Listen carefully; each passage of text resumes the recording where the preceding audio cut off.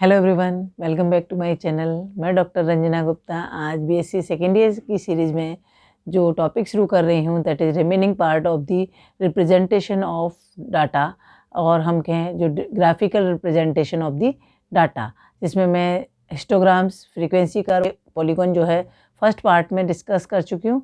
अब relative frequency curve और आपका जो है ऑजिव और इसके अंदर डॉट डायग्राम जो मैं डिस्कस करूँगी। Let's begin today's topic representation of data, जिसके अंदर मैंने आपको ग्राफिकल प्रेजेंटेशन जो मैं बता रही थी, तो जिसमें मैं हिस्टोग्राम, फ्रीक्वेंसी पॉलीगॉन और फ्रीक्वेंसी कर्व पहले ही डिस्कस कर चुकी हूँ। तो उसी क्रम में मैंने पहले आपको बताया था कि मैं जो बाकी प्रेजेंटेशंस हैं इसके मैं नेक्स्ट पार्ट में डिस्कस करूँगी, तो आज मैं उनको डिस्कस कर रही हूँ। पहला है हमारा रिलेटिव फ्रीक्वेंसी मैप।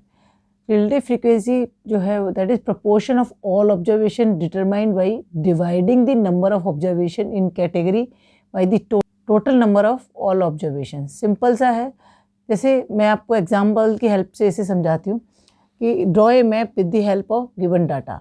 यहाँ पर हमारा गिवन डाटा में हमें क्लास इंटरवल दिया है और फ्रीक्वेंसी दी है। अब हमें रिलेटिव फ्रीक्वेंसी है जो वो निकालनी पड़ेगी। अब रिलेटिव फ्रीक्वेंसी क्या है? Proportion of all observation determined by dividing the number of observation. तो हमारी जो इसका हम जो सिग्मा एफ दैट इज़ 43 और इंडिविजुअल जो फ्रीक्वेंसी उससे हम उसे डिवाइड करके रिलेटिव फ्रीक्वेंसी जो वो कैलकुलेट कर सकते हैं। तो यहाँ पर मैंने रिलेटिव फ्रीक्वेंसी जो है जैसे 7 divided by 43, 8 divided by 43, 12 divided by 43, 10 divided by 43 और 6 डिवाइडेड बाई 43।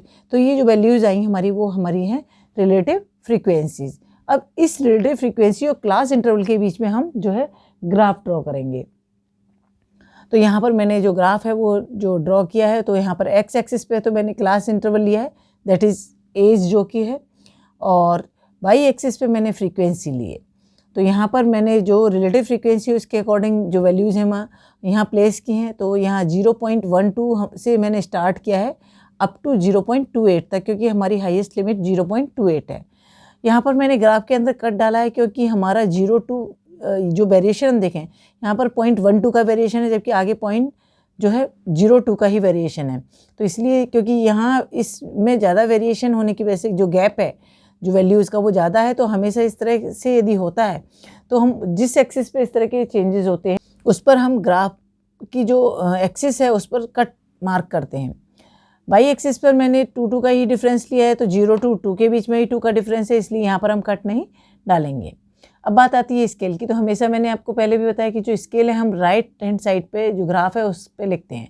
यहाँ the x axis 1 centimetre equal to 2 year, क्योंकि 2 ईयर का डिफरेंस है, 2 ईयर हो गया। और at the Y axis 1 centimetre equal to 0.02 unit, क्योंकि यहाँ जो डिफरेंस है वो 0.02 का है, तो वहाँ पर यूनिट, क्योंकि हमें यहाँ कोई इसकी यूनिट नहीं दी गई है तो हमने उसको 2 यूनिट में मेंशन किया है। अब हम ग्राफ प्लॉट करेंगे। यहाँ पर जब हम क्लास इंटरवल दिया होता है तो हमें यदि ग्राफ प्लॉट करते हैं तो हमेशा जो क्लास इंटरवल है उसकी मिड वैल्यू जो है लेके चलते हैं। तो यहाँ पर 1 से 3, तो 1 to 3 की मतलब यानी 2 पर हम वैल्यूज़ लेंगे। तो 2 पर जो हमारी रिलेटिव फ्रीक्वेंसी 0.16, तो 2 पर हमारी जो वैल्यू है दैट इज़ 0.16। इसी तरह हमारी जो 5 पर वैल्यू आएगी दैट इज़ 0.19, तो हम उसी के अगर तो 5 पर हमारी 0.19 आएगी वैल्यू, तो 0.1 हमारी यहाँ पर आएगी। इसके बाद हम देखेंगे हमारी जो यानी 8 पर जो वैल्यू आएगी 0.28, तो 8 पर जो वैल्यू है वो हमारी 0.28 आ गई। फिर हमारी जो 11 पर वैल्यू आएगी 0.23, तो 11 पर वैल्यू जो है हमारी 0.23 आ गई। इसी तरह जो हमारी वैल्यू 14 पर आएगी 0.14, तो 14 पर हमारी वैल्यू 0.14। सबसे पहले हम सारे जो डॉट्स हैं वो मार्क करेंगे। डॉट लगाने के बाद उन डॉट्स को जो है हम स्केल की हेल्प से जो है मिला देंगे, सारे पॉइंट्स जो है उनको ज्वाइन कर देंगे। तो इस तरह से जो ग्राफ हमारे पास आएगा उसे हम कहते हैं रिलेटिव फ्रीक्वेंसी मैप और रिलेटिव फ्रीक्वेंसी ग्राफ। अब बात करते हैं सेकंड जो हमारा यहाँ हम नेक्स्ट टाइप है that is frequency cumulative curve और ऑजिव। यहाँ पर हम जो है क्यूमुलेटिव फ्रीक्वेंसी निकालते हैं। तो इसमें 2 तरह के ग्राफ मेथड्स होते हैं, एक है लेस देन मेथड और दूसरा है लेस देन मेथड। दोनों एक दूसरे के अपोजिट है। ये स्टार्ट होता है upper limit of the classes और जो मोर देन मेथड है वो स्टार्ट होता है lower limit of the class, means जो मोर वाला है वो लोअर से स्टार्ट होता है और लेस वाला जो है वो हायर से स्टार्ट होता है। And go on adding the frequency, तो उसमें हमें जो फ्रीक्वेंसी, हम क्युमुलेटिव फ्रीक्वेंसी उनको ऐड करते चले जाते हैं, तो हमारे पास जो है वो हमारे पास राइजिंग कर्व आता है, उससे हमें जो कर्व मिलता है वो हमारा राइजिंग कर्व होता है। इसी तरह मोर देन मेथड में वहाँ starts with lower limit of the class and go on subtract the frequency, it gives declining, और इससे जो कर्व मिलेगा वो डेक्लाइनिंग मीन्स नीचे की तरफ डाउनवर्ड जो है जाते हुए हमें कर्व मिलेगा। अब एग्जाम्पल की हेल्प से मैं आपको एक्सप्लेन करती हूँ कैसे होगा।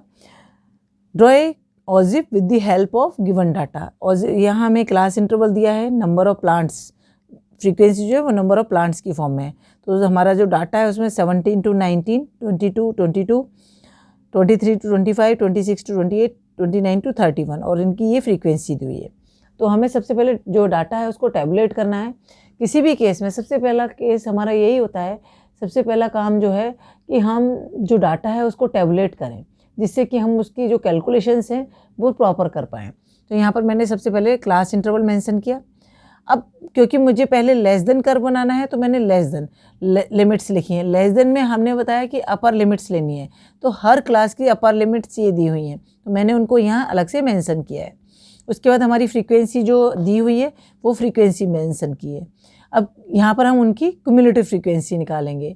तो क्युमुलेटिव फ्रीक्वेंसी निकालने का मेथड होता है कि हम जो वैल्यूज़ हैं उनको ऐड करते चलें। तो 8 + 15 दैट इज 23, तो फर्स्ट की तो 80 रहेगी, फिर 23, फिर 23 + 12 that is 35, 35 + 18 that is 53, 53 + 27 that is 80।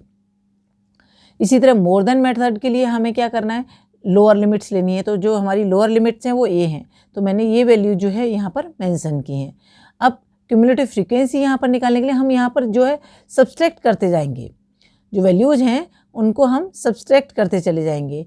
तो 80 में से हम जो लास्ट वैल्यू हमारी 80 है टोटल, तो 80 में से 8 माइनस किया हमने, तो 8 पहला 80 रहेगा, दूसरे में से 8 - 72, नेक्स्ट में से हमने जो है 15 माइनस किया तो हमारा आ गया 57, उसके बाद हमने 12 माइनस किया तो 45, फिर उसके बाद 18 माइनस किया तो हमारा 27 जो है वैल्यू आ गई। तो इस तरह से जो हमारी इसकी क्युमुलेटिव फ्रीक्वेंसी आ गई। तो अब हम इसका ग्राफ ड्रॉ करेंगे। तो यहाँ पर मैंने एक्स एक्सिस पे क्लास इंटरवल लिया है और वाई एक्सिस पे मैंने जो है क्युमुलेटिव फ्रीक्वेंसी लिखी है। तो क्युमुलेटिव फ्रीक्वेंसी का सभी जो डिफरेंस है वो 10 to 10 का है, और यहाँ पर जो है 2 का डिफरेंस है, लेकिन स्टार्टिंग में क्योंकि 17 का डिफरेंस है तो यहाँ मैंने कट मार्क किया है एक्स एक्सिस पे। अब पहले लेस देन के लिए मैंने लिया, तो लेस देन में 19 पर हमारी फ्रीक्वेंसी है 8, तो दैट इज़ 19 पर जो फ्रीक्वेंसी 8 पॉइंट लगाया। उसके बाद हमारी 22 पर हमारी वैल्यू है 23, 22 पर जो हमारी वैल्यू आएगी दैट इज़ 23। फिर उसके बाद हमारी जो वैल्यू है 25 पर 35, तो 25 हमारी यहाँ पर 25 पे 35 हमारा लगभग यहाँ आएगा। उसके बाद हमारा जो वैल्यू है 28 पे 53, तो 28 पर हम जो है 53 मार्क करेंगे। और फिर उसके बाद हमारी 31 पर है दैट इज़ 80, तो 31 पर जो हमारी वैल्यू आएगी वो 80 होगी। इस तरह से ये 31 पर हमारी जो वैल्यू है वो 80 होगी। इसी तरह अब ये तो लेस देन कर्व के लिए, तो लेस देन कर्व हमेशा राइजिंग कर्व होता है, तो ये कर्व सारे जो डॉट्स जो हैं उनको हम ज्वाइन करेंगे तो हमारा जो राइज करता हुआ कर्व हमें मिलेगा। अब यहाँ पर भी डॉट से जहाँ पीछे तक जो मेंशन हम जोड़ सकते हैं उसको हमें जोड़ना चाहिए, लेकिन डॉट से, जिससे हमें पता लगे कि हमारी मेन वैल्यूज़ कहाँ पर हैं। अब मोर देन के लिए हम जो है वैल्यूज़ हमारी क्या है, lower limit of the class interval तो 17 में हमारी क्युमुलेटिव फ्रीक्वेंसी 80 है, तो वो हमारा डॉट यहाँ पर आएगा। फिर हमारी 20 पर 72, तो 20 पर हमारी जो वैल्यू है वो 72 यहाँ पर हमारी आ गई वैल्यू।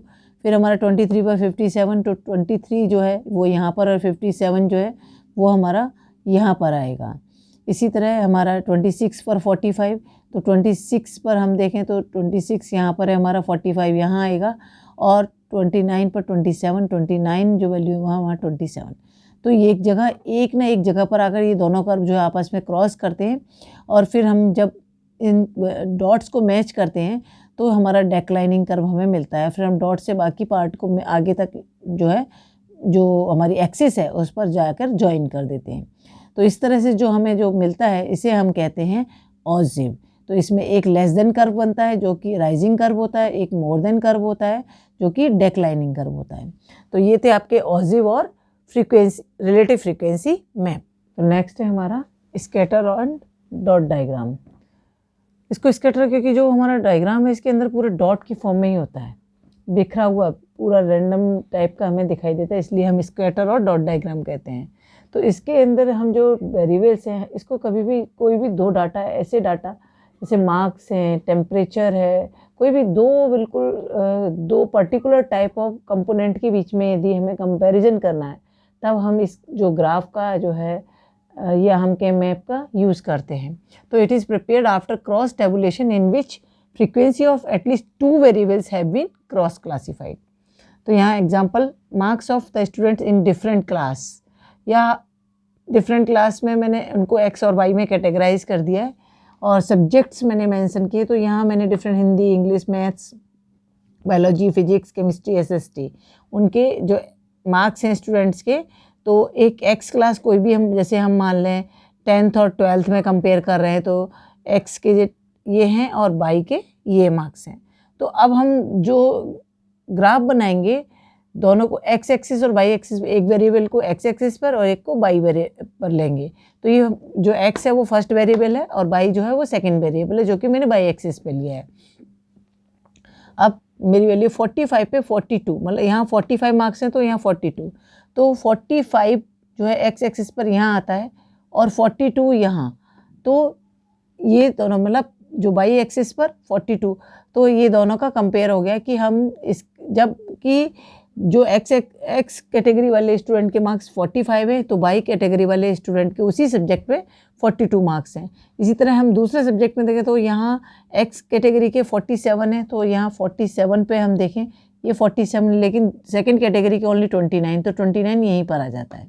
तो इस तरह से हम जो सारे जो डॉट्स हैं उनको मार्क कर लेते हैं, कंपेयर करते 39 पे 37, जैसे इसके 39 है तो इसके 37 है, तो 39 यहाँ पर आ रहा है, 37 यहाँ। तो इस तरह से हमने डॉट मार्क किया, तो केवल डॉट ही मार्क करने हैं। 46 39, तो 46 यहाँ पर है, 39 जो है वो यहाँ जा रहा है। इसी तरह 32 43, तो 32 ये है तो 43 जो है वो यहाँ ये लगभग आ गया।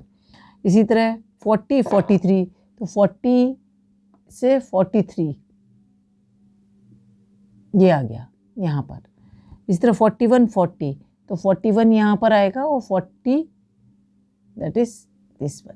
तो इस तरह से हमने सभी जगह जो डॉट है मार्क कर दिया। अब इन डॉट्स को हम जॉइन नहीं करते हैं, इसी कारण इसका नाम दिया है डॉट डायग्राम और स्कैटर डायग्राम। तो इस तरह से जो तीनों रिमेनिंग आपके ग्राफ्स थे वो मैंने आपको आज डिस्कस किए। आई थिंक आपको समझ में आ गए होंगे। फिर भी कोई डाउट है तो कमेंट सेक्शन में ज़रूर मेंशन करें। Thank you so much.